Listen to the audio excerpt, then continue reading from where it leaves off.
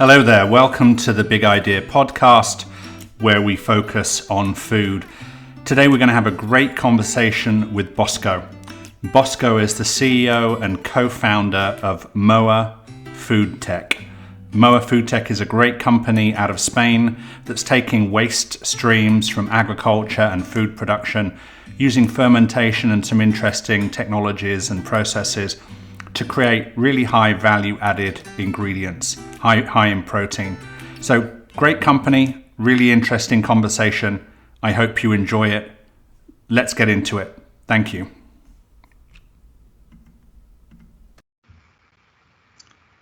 Okay, Bosco, welcome to the Big Idea podcast where we focus on food. How are you today? Hi, Andrew. Fine, thanks. And thank you, Jude and Big Idea, to inviting me to this great podcast. You're very welcome. So let's just dive straight in. You are Bosco. You are the founder, co-founder of MOA Foodtech, correct? That's it. Oh, well, that's it. We're done. That was a great podcast. Thanks very much for coming along today. So tell us about you. Tell us about MOA Foodtech, and it's spelled MOA Foodtech, right? Yeah, that's it. So a little bit about myself. I'm Bosco, as you said. I'm a biochemist, and then after university, I did an MBA in biotechnology. Then I started working, and I went through many different companies, spaces. I started in the biotech industry, non-startup. Then I moved to the big pharmaceutical industry, and then I moved to the food industry. But during that time, I also had another project which was called Biotech Services, and that was my first company. And I did that with my best friend, but at the end it didn't succeed because many things. And I would say that the main reason was that we hadn't enough experience in terms of business development, probably, and we hadn't the best team to build a company. And then when the COVID came, somehow I started MOA. And in MOA, what we do is MOA is a B2B animal-free ingredient platform. What we do is we take waste and side stream from the food industry, and thanks to biotechnology, to our fermentation process, we transform those side stream into a high-value protein ingredient that we introduce again in the food industry and in the society. And also one thing that we do here is we optimize all the process and we develop new processes using artificial intelligence. Okay, lots of information there. Yeah. You've also taken me through about 10 years of your career in about 30 seconds, which is amazing. Thank you for that. So MOA Foodtech, you're basically taking waste side streams from the food industry, and you're using your proprietary fermentation process and artificial intelligence to change those waste streams and create new ingredients. Is that a good summary? Yes, that's perfect. What we do at the end of the day is we combine biotechnology and artificial intelligence to transform those raw materials into a high value ingredient. Got it. So let's unpack it. Waste side streams. Is it a particular waste? Is it a particular side stream? Is it like, for example, from a particular crop or etc.? How are you thinking about that waste side stream component? Yes, so right now we are working with over 20 different side streams. Okay. For example, what we are looking for in those side streams is we are looking for nutrients for our microbes. And those nutrients right now, because we are now focused in protein, those nutrients are carbon and nitrogen. Mm-hmm. So we are looking for those two nutrients. So it's true that we have two partnerships with one of the biggest sugar producers in Europe, and we have another partnership with Barilla, which is the biggest pasta company in the world. And what what we are doing with those partnerships is we are transforming those side streams, the side streams of those industries into new ingredients. But as I mentioned before, we are open to new side streams and to new ways from the industry. And as I mentioned, we are working right now with over 20 different ones from different industries. But the thing is that somehow we need to find the best side stream for our microbes, and those side streams also need to be like constant through all the year. And in terms of are we going to have the same amount of side stream, the same amount of raw materials in September and in August, well, September and in April, and if is the characterization of those side stream going to change throughout the year? So those are like our two main reasons to select a side stream. So a couple of quick questions around that. One is the consistency. I'm not quite sure why it's important to have consistency over time. Does that mean that you'll be looking to get side streams in huge quantities and then store them so that you can actually access consistent quantity and quality of side stream over time? And why is that important? The main reason is because we really want to have an impact in the food industry, and we are working with the big players, and they are asking us the same question every day. Are we going to be able to, in the future, to provide them of enough ingredient and the same ingredient through all the year? And that's why we need to have, at least now, the same characteristics in the side stream through all the year, because our potential clients need that. So that's the main reason. And sorry to interrupt. Is that about then the side stream, or is that about the process, so that you can have varying side streams in terms of, let's say, for example, I just throwing it out there. Actually, why don't I ask you? Give me one side stream that you guys are working with.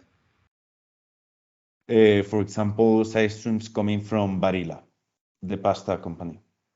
Okay, so is it possible that the side streams from Barilla will change over time in terms of quality, consistency, etc., but through your process you can create a consistent output, or is that not possible? It's an A plus B equals, the side stream is just as important as the process.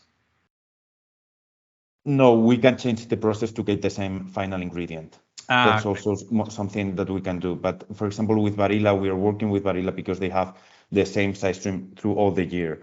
They have a dry waste from their processes, so it's super easy to store it, that raw material. But for example, it's true that if that side stream changes a little bit through the year, or there's another side stream similar that we can use in the industry, we can change our process to get the same final ingredient using different side streams. Are you looking to get the same kind of output every time, or can the output of your process be very different and it doesn't matter as long as you can find a use for it? I really believe biotechnology and fermentation is a great technology, and this technology allows us to change the process and to change we can change everything in the process. So and the thing is that the food industry is some companies are looking for a protein, other companies are looking for a biomass with vitamin B12. And other companies, like most in the dairy space, are looking for ingredients with more fiber. And we can do that using the same microbe and the same side stream. We can, if we just change the process, we can get different outputs. I was going to ask the question. So right now you mentioned your focus on protein, but you could just as well create a different output if a customer, client, etc., wanted something different coming out of their side stream. That's it. We can change thanks to the fermentation process and changing some parameters of the process. Mm-hmm. we can change it and at the end of the day get more fiber, for example, or more protein. It depends of what they are looking for. and it's super easy to change that. And our artificial intelligence tool is helping us to do a tailor-made process for the needs of each company. Which brings me to sort of business model. Is your business model to take the output that you create and you're responsible for selling that output or creating, finding a customer for that output? Or are you giving the output back to the company that gave you the side stream and it's up to them to do something with it and they're paying you for giving them the output back in a more valuable way? What's the business model of MOA Foodtech? Our main business model is to license the technology to big ingredient companies. That is our objective. Because, for example, and this is just an example with Barilla, something that we can do is we can transform those raw materials into a high value ingredient, but they are not going to absorb all the ingredient that we are going to produce using those side streams, using just their side streams. So the amount of the efficiency of the process is very high. So we need a third party that is able to find, to not just to sell the ingredient to Barilla again, also to other players. And that's something that we are working right now. We are really focused on the applications, even if we are not going to sell the ingredient at the end. Okay. Now, a lot of the companies you're dealing with are large, and large is an understatement. A lot of the companies you're working with are quite significant. The kind of volumes they're dealing with, both in terms of waste streams and also the ability to create an output, are significant, like huge volumes. How are they involved in that? Because, and what I mean by, sorry, I'm not being very clear. How are they involved in the output? Because a company like Barilla, they're in the pasta selling business. They're not in the ingredient business. So yes, they can license your technology and change their waste streams into a valuable output. But again, they're not an ingredient company. They're not selling that ingredient. Their business is not to sell that ingredient to other companies out there, or is it? Is this opening up new business models for them, or? No. Okay. No, so the what we are doing with Barilla is not an ingredient company, and they don't want to be an ingredient company. Sure. If we work on that if that project works, what we are going to have is another company, an ingredient company, who is going to do the production of that new ingredient, and Barilla is going to absorb part of that production. Okay, so you're going to license the technology not to Barilla, but to a third party that's going to take the waste streams of Barilla and turn it into an output which they are then going to sell. That's it. So you need three parts to the equation. You need the company or companies with the waste stream. You need a company that's going to take the output of your process. Well, they're actually going to do the process themselves, aren't they? You bring the know-how, but you're not bringing any capability in terms of translating that know-how into output. Yeah, that's it. Okay. How many of those third-party companies are there that are looking for, ingredients produced from side streams and are focused on selling those ingredients to others? A lot. I would say, like, even for us, we can't manage all the leads that we are that we have. Every week we have new companies, food companies, for example, that are looking for sustainable ingredients coming from fermentation. Mm-hmm. Every week we have new ingredient companies that are looking for new ingredients for their pipeline. So I would say that this is going to be a really hot topic in the coming years.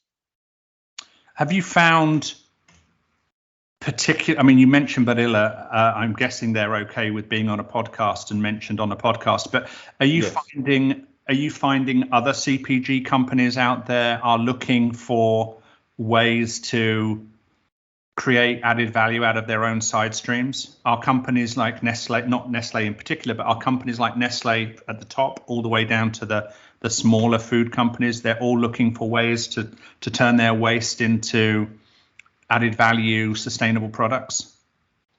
Yes, we have, I would say, well, as I mentioned before, we have over different 20 side streams that right now we are working on, and those are companies. So are not just we are not just asking for the side streams. So those are companies, and we have agreements with those companies, and those are like little projects that we have internally. And another company that is okay with disclosing their name is a company in Spain, which is Azucarera, which is part of AB Sugar, which is a British company, part of AB Foods. And they really want to, as always in the food industry, they are using their side streams and their waste for feed or for ethanol, for example. Mm-hmm. Those are the two ways nowadays to use the side streams of the industry.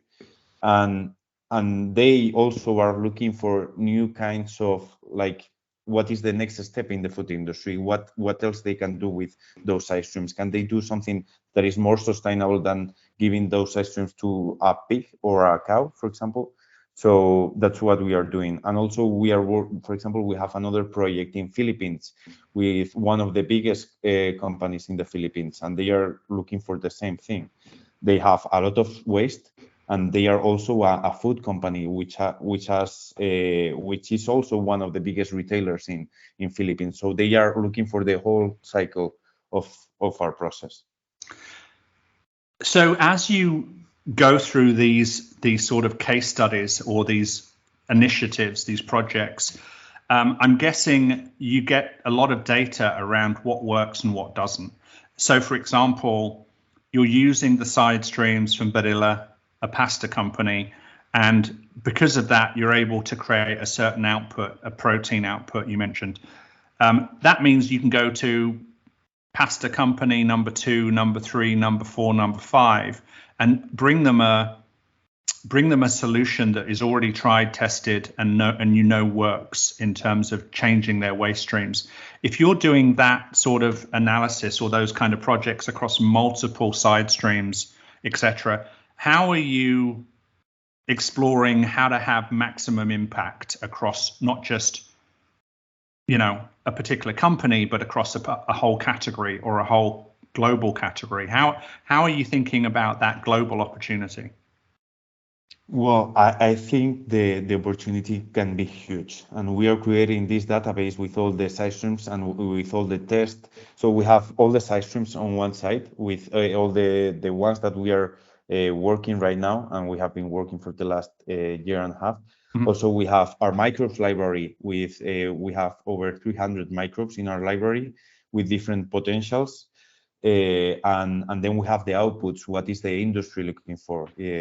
All those ingredients that can come from fermentation. So I really think this can be, or this is a global solution, because if it works with pasta that is working with a certain company, it can work with another company of pasta. Not here in Europe, maybe in Latin America, maybe, I don't know, in another country in Asia. So we really are building this database with all the information to create new solutions to other parts of the world. But it's true that it is always, even if it's another pasta company, we always need to learn the waste stream that they have. Is it going to be the same? Is it going to have more fiber or more protein? So we always do like a characterization of new side streams that we are going to use. So it seems easy, but we still have to do like tests in our lab to deep in the characteristics of those wastes. Got it. You mentioned a project in the Philippines. You mentioned a project with Barilla. How many people in the team right now? We are 11 people, and there are 2 more coming in the coming weeks, and we are going to keep growing the team in the coming months because we are getting more and more potential projects worldwide. So we really want to achieve our scale up, to develop our pipeline of new ingredients or of new side streams. So yes, we are 11 now, but we need to be more. And when you say your business model is licensing, does that mean that when you bring a solution to a particular side stream and you produce a product out of it, is who pays you for that license of that know-how in terms of conversion? Is that Barilla, or is that the company that takes the ingredient or that uses your know-how to create the ingredient that they then go sell to others? The second one. So the third party that manufactures the output. That's it. And are they, and if you don't want to answer this question, please don't answer it, but are they giving you a small amount for every pound or kilo or ounce or gram that they create using your technology, or is it a fixed license fee and they can produce millions of tons of this ingredient and it doesn't matter the volume, it's just about you get a flat fee as a company? No, it's more a royalty system, the first one. So okay. I think that works from an incentive perspective, right? Because if your technology really creates a valuable output, then that valuable output has a huge value. So, so from your point of view, the better the kind of quality of the output that you create based on your technology, the more value for everybody. So it kind of makes sense that your technology, you're incentivized to create as good a solution as possible. That's it, and we really want to improve the technology and to do it more efficient. And we want to, as I mentioned before, we want to create new processes with new ingredients and so on. So I think it's the best way to have this good relationship with our customers. Is there a side stream that you would love to work with that as yet you haven't had the opportunity, either because of not having the right client or whatever, that a side stream you really want to get your hands on and really start doing a project around, or have you already cracked? Well, there are many side streams that we are really looking forward to work with. Side streams like the ones coming from the soy, for example, like okara. Side streams coming from the rice, because we really believe that Asia is going to be a super interesting market in terms of protein, and rice is one of the main resources of carbohydrates. So that's also something interesting. And also for the future, we really believe that Africa is going to be a fast-growing continent, and we need to provide of this kind of sustainable solution to those kind of countries. So that's something that we are working on, and that's something that we are going to work in the coming months, but also side streams coming from Africa.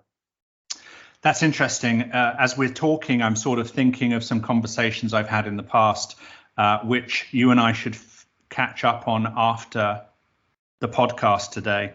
But in South America, rice is also a large crop in kind of key places, and Beulah have some really good relationships with large agricultural production companies in South America. So rice and other ingredients, all of which have the same side streams as Asia. So, let's take it offline. I'll happily introduce you to the right people, and maybe we can find some companies that would be interested in working with you on that side stream project. So you mentioned starting another company previously.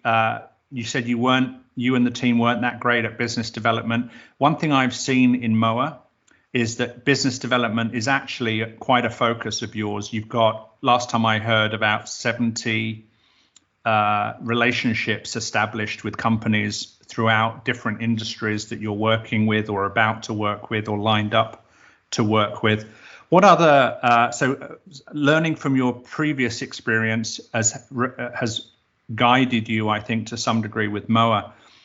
If there's an entrepreneur listening to how you started either of those businesses and some of the lessons you've learned, what would be one or two of those for entrepreneurs listening in today? Yes, so I would say the main one, the main one is the team.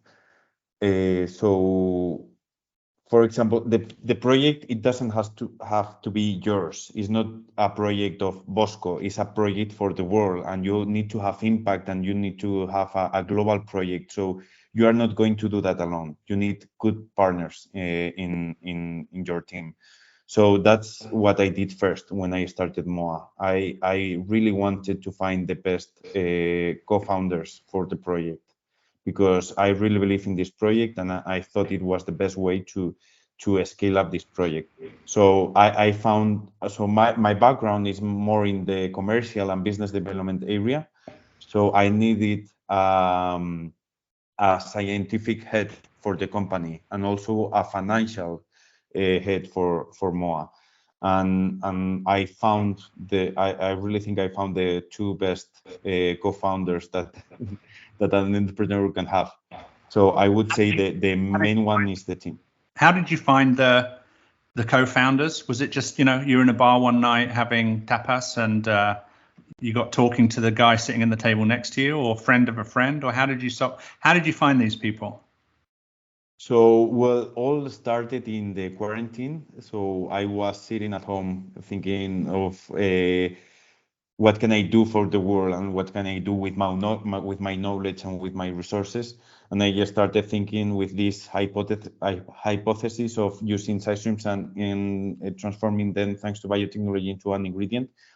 And I start thinking, okay, Bosco, if you are going to do that, you need a great team. And I started thinking about the people who I know and the people who are next to me, not just physically, also like in LinkedIn, in whatever social network. And I remember Jose Maria. Jose Maria is our financial guy. He's the CFO of MOA, and he was working in M&A in the second biggest bank of the country. He had a great job. I mean, he did the biggest financial operation of the last 2 years in Spain, of several thousand millions of euros. And I knew that he was really into sustainability and really into technology, and he wanted to quit his job. And I started talking to him, like just presenting the project and just getting him involved with this idea. And I did the same with Susana, our scientific director. So she was the scientific director of a biopharmaceutical company for the last 8 years. But I knew, and I met her in university. Okay. And I knew that she wanted to be an entrepreneur, and she wanted to launch a project by herself. And I started talking to her, and suddenly both of them wanted to join the team, and it took us to nowadays. So you started off with the three of you, and now you have 11 and 2 more to come, right? Yeah, that's it. Did you start? I'm guessing you did, but did you start with, your own credit card and your own savings, and maybe you got a few friends or family members to throw in a little bit? How did you get rolling financially? So what we did is we did a first round with our families and friends, but it's true that for the first 2 months there was 0 euros in the company, and so that was a little bit hard at the beginning. And then we found our families and friends which took part in the project, and we fundraised 90,000 euros for our first round. and we started with that. And then we start getting also in Spain, we have a lot of grants from the government. So we had a little bit of grants the next year, and then we signed our seed round Perfect. in less than a year since we created the company. So now you've raised a decent amount of money and you're stable for the next year or so? Yeah. So we are looking for a Series A by the end of this year. Okay. But we are really comfortable with the amount of money that we have just fundraised. Mhm. But the thing is that we really want to scale up the project, and we really want to have our own pilot plant. I mean, we have bioreactors, we have 2 labs, and we have a lot of things, but we really need like a strong pilot plant to develop more IP and to work with new raw materials and develop new ingredients. So yes, that's something, and something that we are doing is we have a lot of pilots with the industry, and those players are paying for those pilots. So that's another way to finance ourselves. And you've mentioned, you're working with some really quite large corporates, so, global food companies and so on. I'm guessing, even more countries and governments and places that are sort of starting to have a focus on sustainability and how are they going to create food for their population moving into the next 5, 10, 15 years. You're seeing more countries and governments in those areas starting to be focused on a lot of these technologies and opportunities? Yes, and because the countries are getting more worried about the climate change, Mm-hmm. and I would say that's one of the main reasons, and also because of the war with Ukraine and with Russia. So as BlackRock said some weeks ago, we are not going to be more, I don't know the word in English. Productive. So the globalization has been, well, it's stopped, and we need to find other ways to produce food and resources. So the war and the climate change is like I would say the 2 main reasons for these countries and for these companies to find ways to produce ingredients, to produce food in a more sustainable way, and to be independent of a war and of the climate change. Perfect. So if this is normally the question I ask at this kind of point in the conversation, if you are a government that has access to a side stream or an interest in converting a side stream, an industry side stream in their country, whether it's agricultural or otherwise, if you're a corporate that has a side stream for your production or your many production processes, and you want to look for ways of converting that side stream or side streams into a more value added ingredient aside from feeding, livestock and farm feed, etc. What's a good way for them to contact you and begin discussions around what MOA Foodtech can do for them and their side streams? Yes, so we are open to talk with all the players that want to use these new technologies to do upcycling with those raw materials, and they can contact us through our LinkedIn, through our website, or yes, through LinkedIn or website. I would say that are our main channels, and we are always open to see new opportunities and to see how can we have more impact in terms of sustainability. So that would be great to talk with those players. And is it moafoodtech.com, or what's your web domain again? MOA, MOA Foodtech.com. Perfect. And that, I'm assuming, has the necessary contact details and so on, so that people can get hold of you. And your name is Bosco, remember? Yeah, so, Bosco Emparanza. Fantastic. Okay, so if you're a corporate, if you're a government, reach out to you if you've got a side stream that maybe MOA can get involved with. You mentioned that you're about to go through a new fundraising. What's the timing on that? We are going to start that fundraising in the coming months, and we are planning to close the fundraise by the end of this year. So the perfect timing is Q2 of this year. So in 2 months, I would say. So start conversations in the next couple of months, and with a goal of closing it out by the end of the year. That's it. Have you got a fixed amount that you're looking for? And once you've closed that, once you've locked that fixed amount in, you'll close the round. So in other words, people should be mindful of the fact that once you've got the amount you're looking for, the round will close until the next time. Yeah, so, well, we are always open to what we are looking for is 14 million euros. 1-4? 1-4. Okay. And it's something that we are working on right now in terms of what is our next steps, what are we going to need for the scale up into an industrial scale, and our pilot plant and all these new ingredients that we are working on right now. So yes, is 1-4 million euros, and at the moment it's going to be just that. Now you mentioned, and I'm just going to come back on something you said earlier. You mentioned that your model is licensing to the companies that take your technology and use it to create the ingredient. Why then are you getting involved in developing your own pilot plant? Why is the model not still taking the technology and passing that technology to somebody else's pilot plant, who then creates the ingredient themselves using your know-how?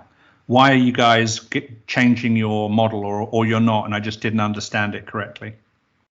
No, the thing is that we are looking, well, we want to build our pilot plant to develop more IP, to develop new ingredients, and to use new side streams. So we really believe in fermentation, but fermentation is a really big space. So we have a lot of microbes with different potentials. We have a lot of side streams that we can work with. So and it's not only in the lab scale. So we don't want to be just in a lab scale. We want to have a larger scale. So we are looking for a pilot plant to do all those developments, and then at that moment we can license the technology to the industry in a semi-industrial scale. I wonder, and this is just how my mind works, if when you start to rank all of the outputs across the food and the agricultural sector, what are the in absolute volume terms, the largest areas of waste? Is it in wheat? Is it in soy? Is it in sort of some of those larger crops? I'm wondering where's the optimum or biggest area for impact from your technology perspective? I would say, and some of those side streams we are not using them right now, but waste coming from the beer industry, for example, Spain grains. But of course, I would say the pasta industry is producing a huge amount of waste. One of the things, we've recently had some amazing conversations with some ethanol production companies, and the volumes they're dealing with are out of this world. They make the brewing industry look like baby production facilities. And because they deal in such significant quantities, figuring out how to use 1% of their side stream in a new valuable way, or 2% or 5%, is just an enormous accretive, valuable operation. So I think on the ethanol side, there's some really interesting conversations to be had for you guys as well as brewing, as well as some of these other things. Again, let's take these offline. We can introduce you to some great people to start having some of those conversations with. So Bosco, I appreciate your time today. If people do want to get hold of you, whether it's as an investor or as a potential customer / client, I do recommend they reach out to you at MOA Foodtech.com. Obviously LinkedIn.